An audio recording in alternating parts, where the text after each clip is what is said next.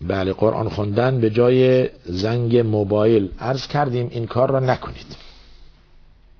سوالایی که من دارم میگم همه این سوالها اقلن 5-6 بار اومده. من عرض میکنم عرض کردم یعنی این سوالها گذشته مرتب و جوابش داده شده در جلسات قبل. حالا چند وقت بوده نمیدونم، ولی مهم اینه که این سوالها آمده، سوالهای تکراری، سوالی نیست که جدید باشه. برای همین مرتب من دارم میگم عرض کردم که این جایز نیست. بسیار خوب، این عمل جایز نیست، یعنی استفاده از زنگ موبایل، استفاده از قرآن به جای زنگ موبایل. حالا علتش چیست؟ برای اینی که آیات قرآن برای این نازل نشده. آیات قرآن برای این نازل شده که ما بخوانیم با خشوع و خضوع و تدبر و معنای آن، توجه به معانی آن کنیم، توجه به اول و وسط و آخر آیه ها در رابطه با چی میگوید، چه ربطی این آیه به آیه اولی دارد، آیه اولی چه ربطی به آیه آخری دارد، و نحوه خوندن و کیفیت خوندن با تجوید خوندن و به خاطر عبادت و تقرب الی الله خوندن. قرآن برای این نازل شده و عمل به آن مهمتر از همه. اونه که خداوند به ما یک دستورالعملی داده شامل 30 جزو است، 114 سوره که به آن عمل کنیم، نه اینکه ما در تاقچه بگذاریم یا در مناسبت ها ازش استفاده کنیم یا ببوسیم اینطوری بعد بذاریمش تو تاقچه قرآن به جای کتاب مقدس، یا به قول شما در موبایل استفاده کنیم.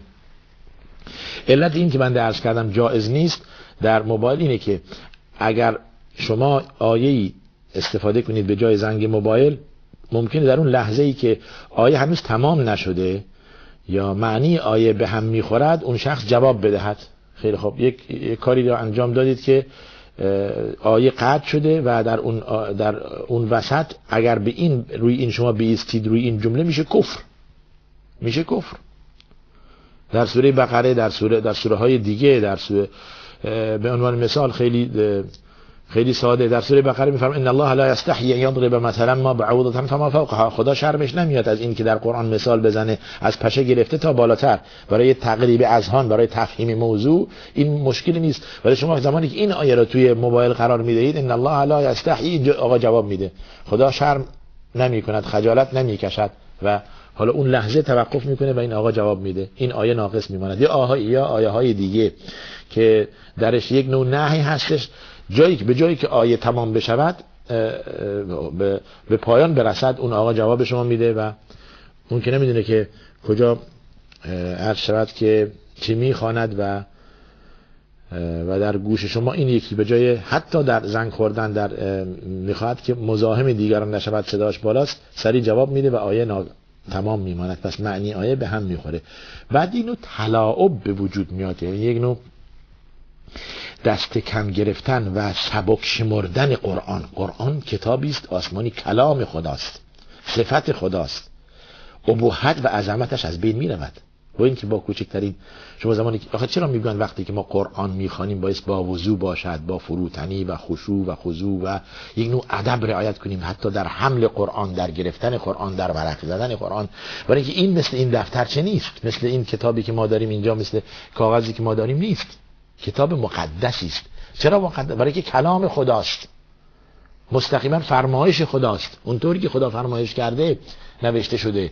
پس بنابراین بازی با آن، تلاعب با آن و دست کم گرفتن با آن یک نوع اهانت به قرآن می شود.